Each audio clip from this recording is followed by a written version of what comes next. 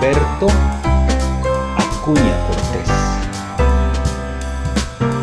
100% puro,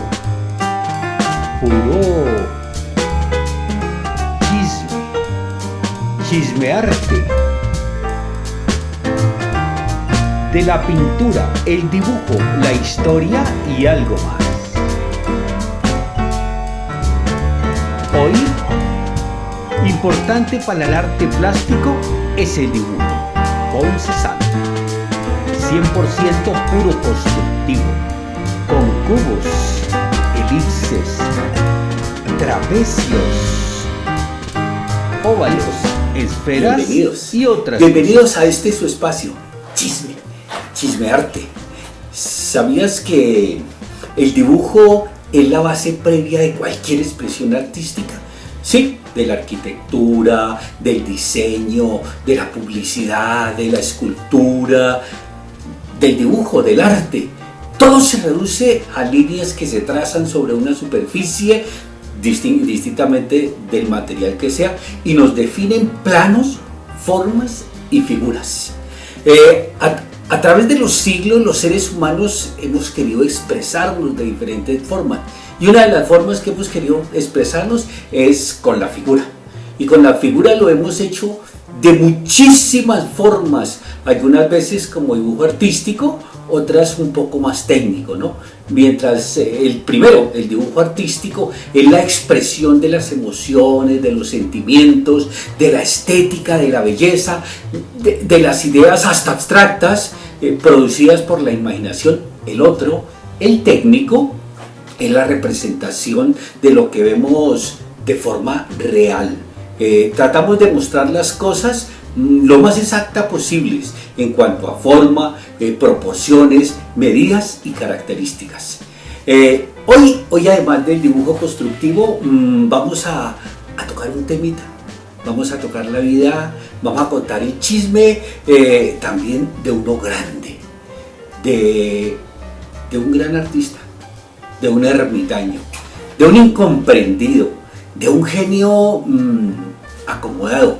No sufrió, como dice el mito, que todos los artistas sufren económicamente. No, él no sufrió económicamente, que paradójicamente llegó tarde a su estilo, pero antecedió también a su época. Ese grande es un hombre, un artista que se atrevió a transformar las leyes y las normas aún impuestas por el Renacimiento. Ese hombre que dijo: importante es para el arte plástico el dibujo. Bienvenidos aquí, a su espacio, Chismearte.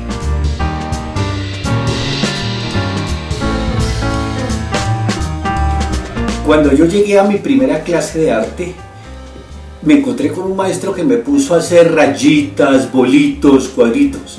¿Se imaginan mi cara? Pues sí, me dijeron que la base del dibujo era la línea, que la línea era un punto que había salido de paseo y había dejado la huella por encima del papel. Me dijeron que las líneas se alocaban y se movían en todas las direcciones y formaban planos, y que esos planos se agrupaban, se unían, se juntaban y hacían figuras, y que las figuras se llenaban de color, y que en eso se resume el dibujo constructivo, el arte. Bueno, en fin, hoy vamos a explicar eso. Hoy vamos a explicar eso con un ejercicio. Vamos a intentar hacerlo con una vieja jarra que encontré en casa de mi suegra. Vamos a construir, vamos a darle la forma, vamos a hacer el volumen, a dar esa sensación de 3 dimensiones con luces y sombras. Y la técnica que vamos a utilizar es muy sencilla: carboncillo y tiza, esa tiza antigua de tablero que usábamos en las escuelas, y el carboncillo, nuestro viejo amigo con el que todos hemos empezado. Pero para hablar del dibujo constructivo, sí, ya dijimos que íbamos a hablar del grande, de ese hombre que fue hijo de un acaudalado dueño de una fábrica de sombreros, que también fue banquero, que hizo una gran fortuna, ese hombre que abandonó la seguridad y la estabilidad del empleo que le ofrecía su padre para dedicarse a las artes. Ese hombre que a través del acierto y del error dedicó toda su vida a aprender y a dejarnos un legado de pinturas, un legado de manifiestos, un legado de historias, un legado de enseñanzas. Sí, yo sé que ustedes ya saben quién es ese hombre. Ese hombre es Paul Cézanne. De él y del dibujo constructivo trabajaremos hoy.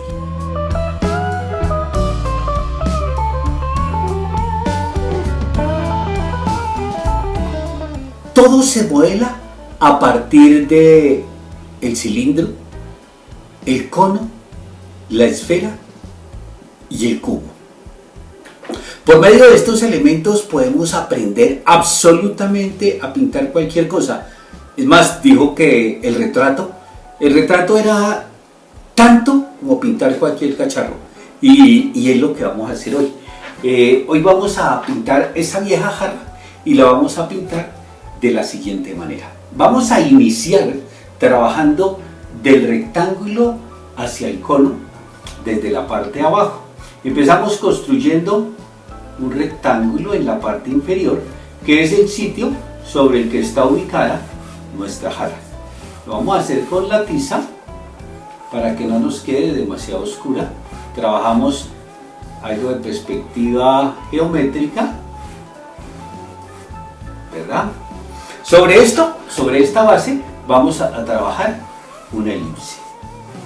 Esa elipse nos va a dar la base de nuestra jarra para dar la sensación de profundidad. Y a partir de allí calculamos la altura y dibujamos un trapecio. Sencillo, ¿verdad? Vamos viendo cómo aparece la forma.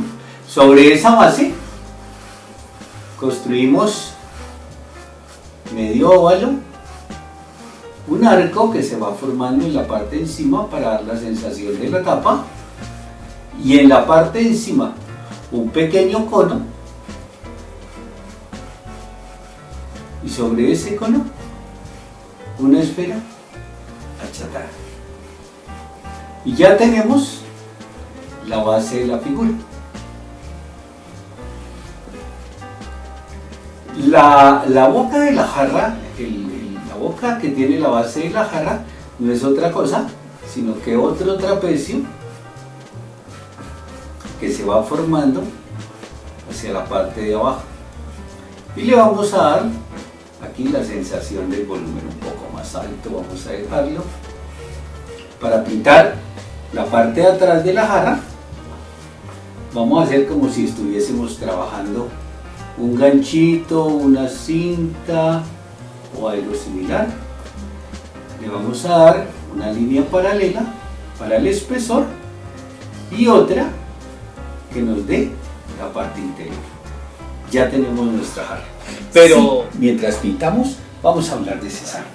Él participó activamente en la exposición de los impresionistas en 1874, la que se denominó como la exposición de los desechados. Sus trabajos tenían una pincelada fluida como la de Manet y pintaba capa sobre capa al igual que lo hacía Pizarro, pero su afán de presentar de alguna manera la figura por encima de la yuxtaposición de la pincelada lo alejaba un poco de los impresionistas.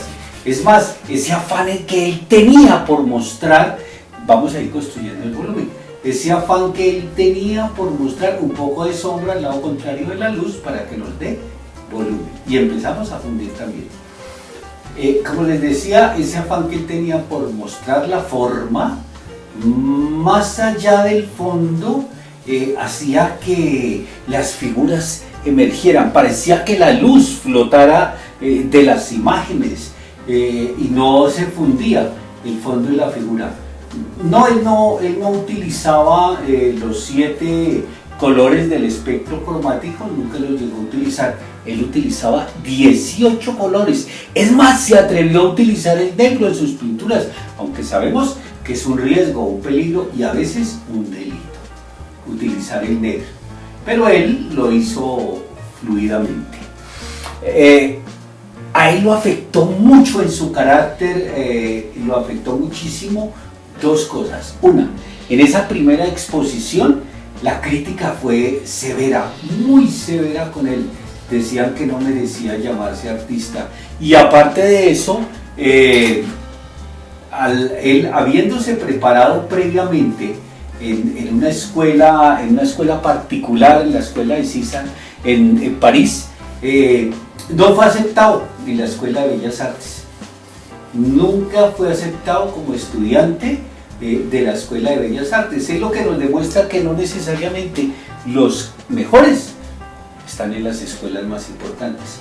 Él, frustrado, triste, regresó a trabajar con su papá en el banco, estuvo allí por algún tiempo, casi 7 años, pero motivado por los consejos de su amigo, por los consejos de su mamá, por los consejos de su hermana, regresa a la pintura, pero regresa solitario, regresa distanciado de los grandes maestros, y allí empieza a pintar, a crear todos sus planteamientos pictóricos, a hacer una gran cantidad de cosas.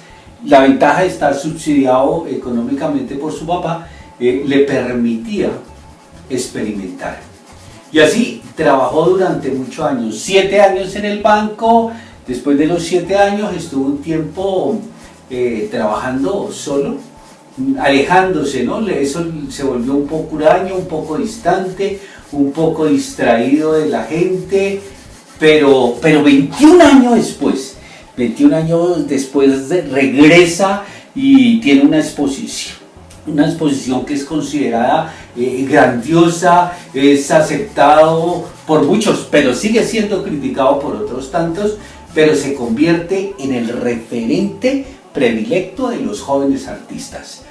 Él trabaja con trazos verticales definidos, con trazos horizontales muy definidos, y sobre estos principios del dibujo constructivo va a desarrollar su habilidad. Dice y plantea casi el manifiesto de los impresionistas, y es que el impresionismo se basa en pequeñas pinceladas de forma geométrica, pequeñas pinceladas de luz, de color, de vida, que van creando la figura, que van creando el volumen. Pero él nunca se separó de su dibujo constructivo.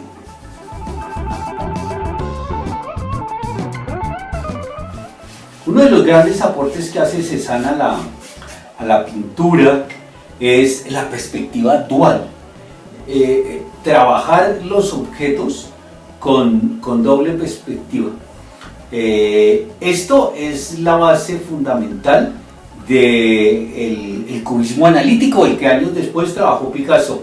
Es la base fundamental de muchas de las corrientes modernas y posmodernistas aún del arte mecánico y de las corrientes vanguardistas que llevan a los artistas a trabajar de una manera diferente, a ser más expresivos, a ser más libres, a ser más sueltos, a ser más agresivos con la pintura, a romper todos esos esquemas que había dejado la tradición de la pintura renacentista, la pintura geométrica, mecánica, rígida, y allí empieza a cambiar esa parte de la historia. Tal vez por eso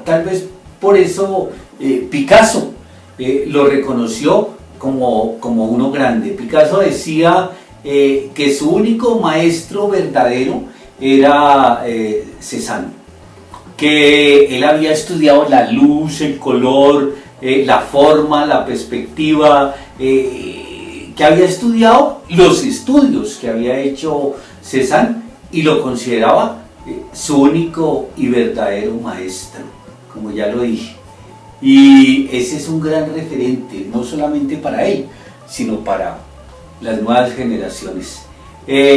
Cézanne decía: el ojo absorbe y el cerebro produce, porque hay dos cosas en la pintura, el ojo y la mente. Y el uno ayuda perfectamente al otro. Y muchas veces cuando llega la gente a la escuela preguntan, ¿y por qué vamos a empezar por dibujos? ¿Por qué vamos a empezar con líneas y con esto? Si yo lo que quiero es aprender a pintar cuadros al óleo, cuadros en acrílico. Pues lo que pasa es que el dibujo nos ayuda a desarrollar el sentido de la observación, el sentido analítico, el sentido crítico, y eso más adelante nos permite liberarnos de las formas y de las tradiciones rigurosas y ser más plásticos, más libres, más artísticos. Es una gran ventaja. El gran pecado de Cézanne, el gran pecado imperdonable, el gran pecado de Cézanne. Pero ese es el resto de la historia. Nos vemos la próxima semana. No te olvides, suscríbete, manito arriba y dale a la campanita para que no te pierdas la segunda parte de la técnica, de la historia o del chisme. Aquí en Chismes, Chisme Arte.